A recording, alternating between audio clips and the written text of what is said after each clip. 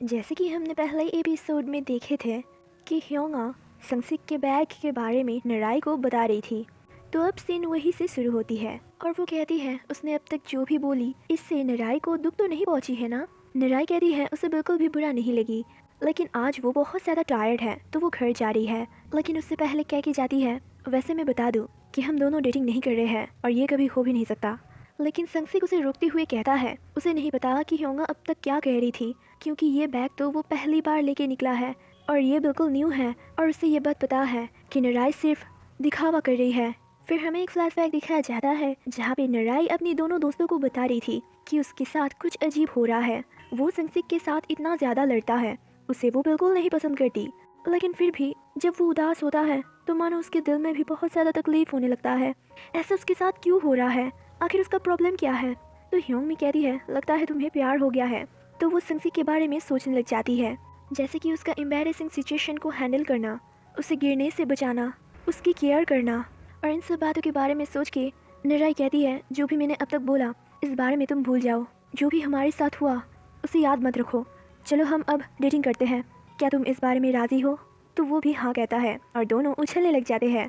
और ह्योंगा भी लाइक तुम दोनों क्या कर रहे हो, लगता है अपना दिमाग खो बैठे हो, मैं अभी तक यहाँ पे खड़ी हूँ। और इधर वो दोनों उछलते उछलते घर वापस आते हैं जहाँ पे संगसिक बड़ी रोमांटिक अंदाज से कहता है तुम कब से इतना खूबसूरत हो गई। नराई भी कहती है तुम बताओ कब से तुम इतना हैंडसम बन गए। तो वो आंसर देता है जब से मैं तुम्हें लाइक करना स्टार्ट किया हूँ।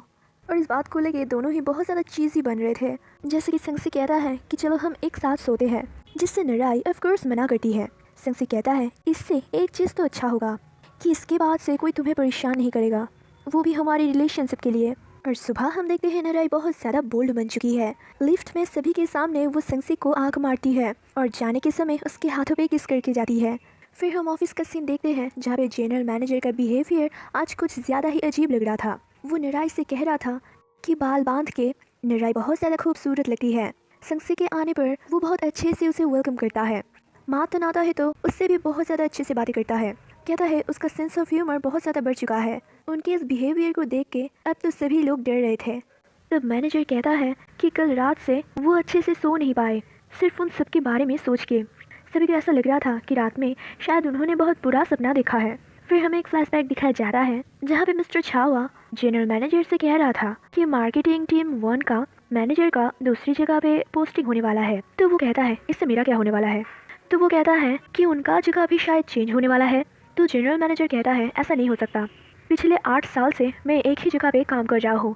तो मिस्टर किम कहते हैं देखिए जनरल मैनेजर, पिछले कुछ दिनों से हमारा टीम बहुत ज़्यादा अच्छे से काम कर रहा है, तो ये हो भी सकता है कि आपका पोजीशन चेंज कर दिया जाए।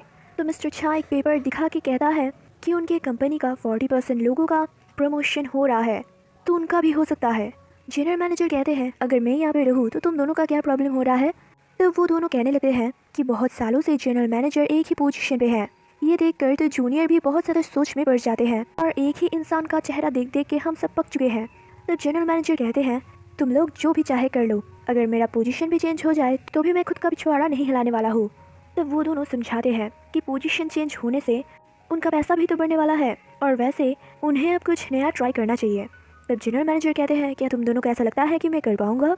अब सीन प्रेजेंट में शिफ्ट होती है जहाँ पे जनरल मैनेजर सभी को घूर रहे थे कि कौन उनके बारे में क्या क्या सोचता है, क्योंकि उन दोनों ने बताया था कि उनका पोजीशन चेंज होने पर उनका इमेज भी बहुत हद तक चेंज हो सकता है। जो भी स्टाफ उनको पसंद नहीं करता है शायद वो भी उन्हें पसंद करना चालू कर दे। फिर संगसिक आता है कुछ काम के बारे में बात करने और एक प्रोजेक्ट दिखाने के लिए, जो देख के जनरल मैनेजर बस उसके ऊपर चिल्ला नहीं जा रहा था, लेकिन उससे पहले ही छावा का बात उसे याद आने लगता है कि उसने कहा था यहाँ से जाने से पहले सभी के सामने उनका इमेज क्लियर करना पड़ेगा। तो वो बहुत हंस के उससे बातें करने लग जाता है और बहुत अच्छी तरीके से उसे उसका काम समझा देता है। और वो आज इतना ज़्यादा दिखावा कर रहे थे कि स्टाफ को कह देता है यहाँ पास में एक स्टारबक्स का कंपनी है ना, जाओ वहाँ से जाके सभी के लिए कॉफ़ी लेके आओ। और इसका खर्चा करीब 123,000 ओन के बराबर पड़ जाता है। तो वो कहने लगते हैं तुम 8 लोग मिलके 123,000 वोन का कॉफ़ी पीने वाले हो। तो मातन कहता है आपने तो कहा था खरीदने के लिए।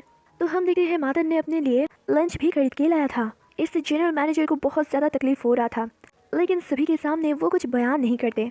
इधर मातन से बातें करने के दौरान खंगमी उबासी लेती है। तो मातन कहता है लगता है तुम्हारा नींद अच्छे से पूरा नहीं हुआ, तो वो कहने लगती है कि कल रात उसके घर के सामने किसी ने बहुत बड़ा लाइट लगाया है, इसी वजह से उसका नींद पूरा नहीं हुआ। तो मातन कहता है क्या लाइट को देखे तुम्हें गर्म नहीं लग रहा था? तो वो कहती है बिल्कुल भी नहीं, और वैसे भी मैंने पुलिस स्टेशन में इसका रिपोर्ट कर दिया है। तब मातन कहता है ये करने में 10 मिलियन वोन का खर्चा हुआ है और तुमने रिपोर्ट भी कर दी। लंच के टाइम पे हम देखते हैं संगसी के लिए आज निराई अपने हाथों से खाना बना के लेके आई थी, लेकिन ये देखने में ही बहुत ज़्यादा अजीब लग रहा था। तभी वहाँ पे मातन और खंगमी भी आ जाती है, तो फिर वो चारों मिलकर खाना खाने लगते हैं। खाने के दौरान खंगमी संगसिक से पूछ रही थी कि उसकी साइड डिशेस में ये सब क्या रखा हुआ है, जिसका नाम संगसिक ने गलत बताया था। तो निराई उसे करेक्ट कर रही थी और जिसे खाने के बाद ही वो मुंह से तुरंत निकाल देता है, और ऐसे करके जितने बार ही वो खाने जाता है उसके मुंह से खाना निकल ही जाता है, और एक खाना खाने के दौरान तो उसका दांत ही टूट जाता है। और उसका ऐसा हालत देख के मातन उसका खाना उसे उधार देता है। वो खाना बस संगसिक लेने ही जाएगा, लेकिन वो देखता है निराई का मुंह, तो वो उसका दिया हुआ खाना नहीं लेता।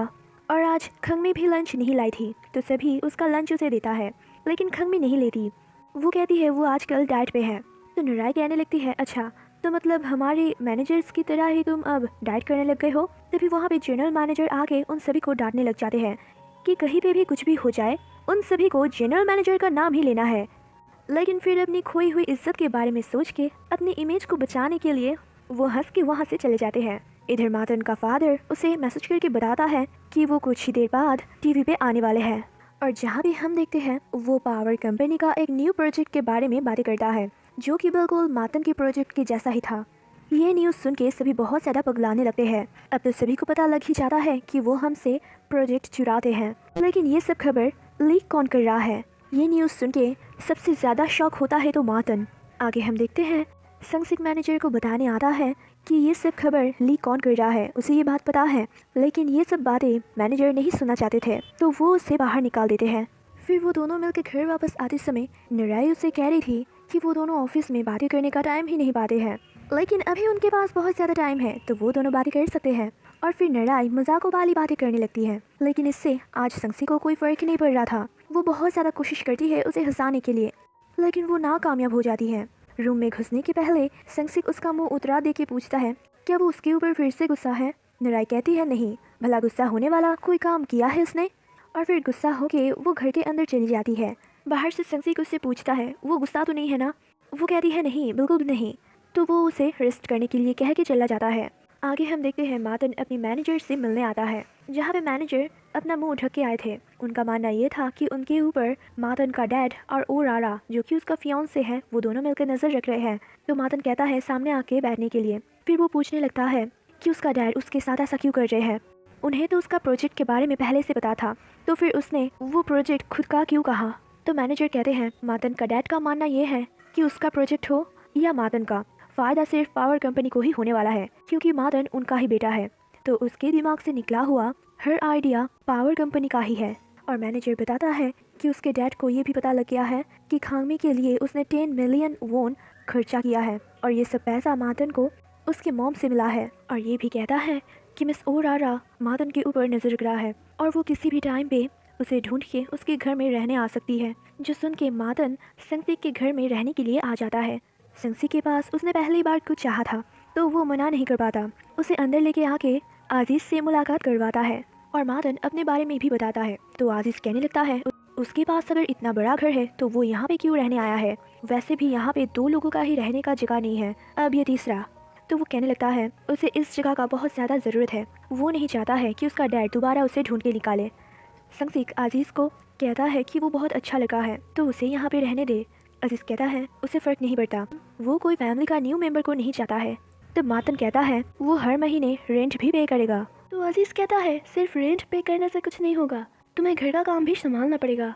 और फिर आखिरकार वो मातन को यहाँ पे रहने देता है। मातन बस अपने सामानों को बाहर निकाल रहा था, तभी संगसिक उसके साथ उसका मॉम का फ़ोटो देखता है, लेकिन मातन उस फोटो को खींच लेता है। वो नहीं चाहता था कि उसका राज खुल जाए, क्योंकि संगसिक को ऐसा लग रहा था कि उसने इस लेडी को कहीं पर तो देखा है। फिर मातन के पास दोनों बहुत महंगा महंगा टाई देखता है, तो वो दोनों उसे पहन के फ़ोटो खींचता है। फिर दोनों प्यार के बारे में बातें करना शुरू कर देते हैं। तो मातन पूछता है क्या संगसिक प्यार में है, तो वो दोनों गाना गाने लग जाता है। फिर संगसिक खुद से ही बताता है आज का दिन बहुत ज़्यादा बुरा गया है।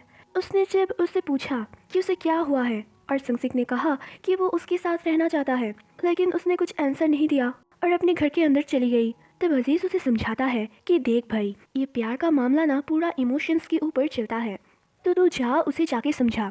तो तभी संगसिक टाई को वहाँ पे रख के दौड़ता है बाहर। मातन को उसका टेंशन होने लगता है कि वो दौड़ के कहाँ गया। अजीज कहता है ये तुम्हारी चिंता का बात नहीं है, वो जहाँ भी गया है ठीक है। वैसे तुमने नंबर 2 वाला बैग अभी तक ओपन नहीं किया है, चलो मैं तुम्हारा हेल्प कर देता हूँ। तो मातन उसे सीनियर कह के पुकारता है जैसे वो संगसिक को पुकारता है। तो वो कहता है ऐसे ना पुकारो तुम मुझे, मैं तो तुम्हारा ह्योंग जैसा हूँ। मतलब कि आजीज अब उसे पटाना चाहता है। इधर संगसिक आया था नराई से बात करने के लिए, जहाँ पे वो पहले ही उससे सॉरी करता है कि उसके लिए आज फिर से वो गुस्सा हो गई। नराई कहती है मैं गुस्सा नहीं थी, आज पूरा दिन तुम मेरे आंसर का जवाब ही नहीं दे रहे थे, ऐसा लग रहा था कि तुम मुझे अवॉइड कर रहे हो। तो संगसिक कहता है ऐसा हो सकता है कि मैं तुम्हें अवॉइड करूँ। वो पूछती है तो क्या था वो सब। संगसिक कहता है तुम जब भी मेरे आसपास रहते हो बिल्कुल उस गाय की जैसा मेरा माइंड ब्लैंक हो जाता है। नराई कहती है वो सब तो ठीक है, लेकिन ये बताओ तुमने मुझे ये क्यों नहीं बताया कि जनरल मैनेजर वैकेशन पे जाने वाले हैं। तो वो कहता है उसे लगा था ये सुनने के बाद नराई गुस्सा हो जाएगी। उसे ऐसा लगा था कि अगर नराई दोबारा ऑफिस आना छोड़ दे तो क्या होगा। जो भी हो वो खुद के साथ ऐसा नहीं कर सकता है। और फिर प्यारा प्यारा बातें करता है, उसे एक स्टार का नाम देता है और फिर किस करता है, जिससे नराई का मूड पूरा ठीक हो जाती है। इधर आजीज ने अपनी पार्ट टाइम जॉब में मातन को भी शामिल कर लिया था। मातन तो ये पूछ रहा था कि संगसिक ऊपर कब आने वाला है, क्या वो दूसरी जगह सोने वाला है, मैं यहाँ पे आया हूँ इसलिए। अजीज कहता है मुझे नहीं पता। मातन कहता है अगर वो ऐसा करेंगे तो मुझे बिल्कुल भी अच्छा नहीं लगेगा। तो वो उसे कॉल लगाने जाता है, लेकिन आजीज उससे उसका मोबाइल छीन लेता है और उसका काम करने के लिए कहता है। इधर नाराई संगसिक को अपने कमरे में लेके आया था। सारे कपड़े बिखरा देख के कुछ अजीब ही लग रहा था, लेकिन हम देखते हैं ये तो नराई का नॉर्मल वाला वही रूम है। वो बस कह रही थी कि उसके घर में ज़्यादा जगह नहीं है। तो संगसिक कहता है कोई बात नहीं, मैं सभी चीज़ों को समेट दूंगा जैसे तुम्हारा दिल को समेट रहा हो। फिर नराई कहती है अगर मातन तुम्हारे घर में रहेगा तो तुम्हें सोने में तकलीफ हो सकता है, क्योंकि तुम्हारा बेड तो सिंगल है, तो तुम आज मेरे घर में ही रुक जाओ। तो संगसिक कहता है ठीक है, मैं सोफे पर सो जाऊंगा। तो नराई इशारा करती है कि उसका बेड डबल है। संगसिक कहता है हम दोनों एक साथ कैसे सो सकते हैं, ये अनकंफर्टेबल तो नहीं होगा। नराई कहती है अनकंफर्टेबल का तो कोई बात ही नहीं उठता। और दोनों मिल के बेड पर छलांग लगा देते हैं, जिसका आवाज़ उसके घर तक भी आ जाता है। वो दोनों तो सोच रहे थे कि हो क्या रहा है। फिर बेल रिंग होता है तो आजीज जाके डोर ओपन करता है, जहाँ पे ओरा आई थी। ओरा दोनों को एक ही कपड़े पहन के देखती है तो वो सोचती है मातन और भी कोई काम करता है। फिर उसे घर में ले आके पूछता है कि इस जगह के बारे में उसे कैसे पता चला। वो कहती है क्योंकि हर वक्त उसका नज़र उस पर ही था। और अजीज़ को देख के पूछता है क्या वो उसे बहुत ज़्यादा पसंद करता है जो उसके साथ यहाँ पे रह रहा है। तो वो कहता है वो दोनों एकदम भाई जैसा है। तो वो कहती है ये सब टिपिकल एक्सक्यूज़ मारना बंद करो। और वो खंगमी का क्या हुआ। और वो ये भी कहती है कि वो अभी खंगमी से मिल के आ रही है और उसने उसे बहुत अच्छी तरीके से समझा दी है। तो मातन सोचने लगता है कि शायद उसे धमकाया गया है। तो वो जल्दी से वहाँ से उठ के खंगमी की प्रैक्टिस के वहाँ चला जाता है, जहाँ पे हम देखते हैं खंगमी तो ट्रेनिंग करवाती है। वो जाके सीधा पूछता है वो ठीक तो है ना। वो कहती है दोपहर को ही तो हम मिले थे। तो वो कहता है ओरा आई थी तुमसे मिलने। तो वो कहती है हाँ वो बहुत अच्छी लड़की है। तो हम देखते हैं ओरा यहाँ पे आके पूछ रही थी क्या वो दोनों कलीग्स हैं। खंगमी ने बताई थी हाँ, जिसके बाद उसने उसे एक पैकेट में कुछ पैसा दिया था और उसने उसे खाने का सामान सोच के फ्रिज में घुसा के रखी थी। मातन आता है तो खाने के लिए वही चीज़ उसे देने जाती है। तब वो देखती है इसके अंदर बहुत सारा पैसा है, जो देख के वो बहुत ज़्यादा डर जाती है और नीचे गिर जाती है। ये बात मातन को भी समझ आता है कि उसे पता ही नहीं था कि ये सब पैसा है। तो फिर खंगमी सोचती है कि उसने उसे पैसा क्यों दिया है। मातन बताता है ये एक्सप्लेन करने की क्या बहुत ज़रूरत है, वैसे उस दिन वो लाइट उसी ने लगाया था। तो उसके ऊपर खंगमी नाराज़ होने लगती है क्योंकि ये सब करने का क्या ज़रूरत था, उसे परेशान करने के लिए मातन ने ये सब किया है। तो मातन कहता है वो बस उसके लिए बहुत चिंता में रहता है। वो कहती है कैसा चिंता, उसके पास ब्लैक बेल्ट है। तो कहता है बात वैसा नहीं है, जब वो ड्रंक हो जाता है वो कुछ भी कर देता है। और वो कहता है शायद उसके दिल में उसके लिए कुछ फीलिंग्स हैं। और वो ये भी पूछता है कि वो उसके बारे में क्या सोचती है। तो उसने सीधा कह दी थी कि वो उसके बारे में कुछ भी नहीं सोचती, क्योंकि वो उसके टाइप का नहीं है। वो कोरियन सेलिब्रिटी किम जोंगुक को बहुत ज़्यादा पसंद करती है। ये सुन के पहली बार उसका एंटेना नीचे हो जाता है और वो रोते रोते वापस आ रहा था। और ड्राइवर भी उससे बहुत सारे पैसा लेता है क्योंकि बहुत रात हो चुका है, इसका फ़ायदा उठा के। और वो ऑफिस में आके किम जोंगुक की तरह बिहेव कर रहा था, सिर्फ खंगमी को पटाने के लिए। और कल रात उसने इसका प्रैक्टिस भी किया था। तभी जनरल मैनेजर आके उसे बता देता है कि वो बहुत ज़्यादा दुबला पतला हो चुका है, जिससे वो बहुत ज़्यादा चिढ़ जाता है और स्लीव्स ऊपर करके दिखाने लगता है वो बहुत ज़्यादा मस्कुलर है। तो जनरल मैनेजर काम खत्म होने का वेट कर रहा था और जब 6 बज जाता है तो वो टेबल के ऊपर उठ के सभी से चीख चीख के बातें करने लगता है और घर जाने के लिए कहता है। तभी छावा आके बताता है कि उनका काम का टाइम बढ़ा दिया गया है, 6:30 पर छुट्टी होगा। तब जाके वो थोड़ा सा शांत होते हैं। वो ये सब कर रहा था क्योंकि यहाँ से जाने से पहले वो अपना एक अच्छा इमेज बना सके। फिर दूसरे दिन सारे प्रमोशंस का लिस्ट निकल गया था, जहाँ पे कहीं पर भी जनरल मैनेजर का नाम नहीं था। इधर संगसिक और निराई बातें कर रहे थे कल रात के बारे में, और उन दोनों को बातें करते हुए खंगमी और योंगमी सुन रही थी। और उन दोनों को ऐसे देख के वो दोनों बहुत ज़्यादा शॉक हो जाते हैं और संगसिक तब बातें घुमाने लगता है। तब योंगमी आके पूछती है, तुम संगसिक के साथ डेटिंग कर रहे हो, तुम यहाँ पे सभी को पागल बना सकती हो सिवाय मेरे।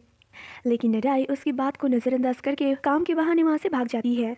योंगमी को तो अब बहुत ज़्यादा शक हो रही थी, तो उसे दिखाने के लिए निराई जानबूझ के संगसिक के साथ झगड़ा करने लग जाती है। फिर कुछ देर बाद का समय दिखा जाता है जहाँ पे सभी लोग सीसीटीवी चेक करने वाले थे। ये खबर जब इन दोनों को मिलता है तो वो दोनों दौड़ के जाके सीसीटीवी फुटेज के स्क्रीन पे सामने जाके खड़े हो जाते हैं। लगता है अब उन दोनों का पोल खुलने वाला है और यहीं पे ये एपिसोड खत्म होती है। Thank you for watching.